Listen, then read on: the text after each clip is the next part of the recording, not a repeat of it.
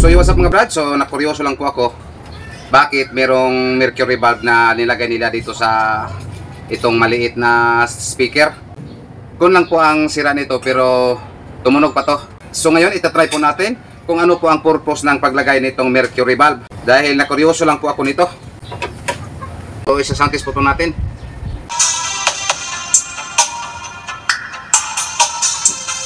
So ayan po pala ang purpose nitong paglagay ng mercury valve. Ayan, kapag medyo malakas po ang tunog, ayan umiilaw po siya.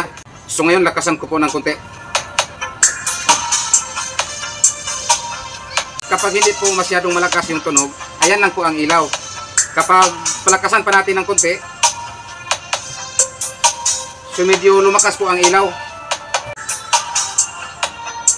So ayan, nakasisilaw po.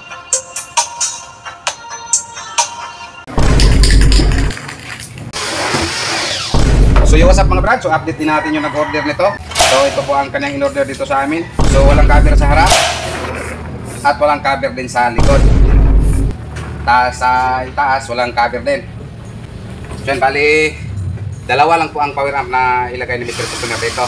So dito po ang pang-sub at dito po ang pang-mid-high niya. At dito po ang lagyanan sa kanyang mga processor. Example, mga crossover, equalizer at kung ano pong pwedeng malagay dito. At dito may allowance pa to. Dito po ilagay ang kaniyang karaoke player. At ito gusto pa niya palagyan ng drawer. Dahil dito po niya ilagay yung mga extra na cord. At pati yung kaniyang sungbok at microphone dito po niya ilagay. Kaya napakadulas. SMCB Cebu Box Maker, the best! So what's up mga brad? So shout out po natin yung nag-order nito, Mr. Customer ng taga Tumunoy, Mualbual South ng Cebu. So yan, ready for delivery na po to. So yan po ang kulay na gusto ni Mr. Customer, kulay itim po lahat. At ito po ang gusto ni Mr. Customer, aluminum corner guard at naka JBL handle. At ang preparasyon nito, naka 10 bolt sa cover at naka 10 bolt din sa speaker. Ito si Mr. Customer, balik order na po to siya dito sa amin. Nakakuha na po to siya dito sa amin na ganyan pa rin, dalawang MCBD15. Kung hindi pa ako nagkamali, mga lapit na po isang taon. Dahil tiningnan ko yung combo namin, nasa buwan pa po ng October 2024. So ayan, so again shout out po sa Mr. Customer ng Tumunoy, Mualbual South ng Cebu. Maraming salamat sa pagbalik order ulit. So karon kay mo naman may deliver nya naman tayo sa kapaluwer nga nangayo bitaw katong amo ang Bapol Terminal na BO. Nakita man to niya ang among live nga amo tong ipanghatag. So naay na sobra nga upat ka buok. So among iagi aring iya hanggi trabahoan.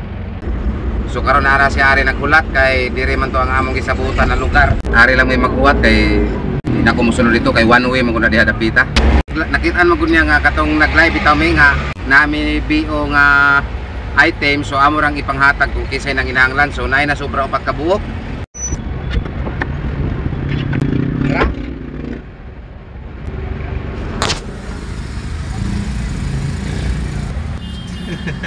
Salamat. Salamat.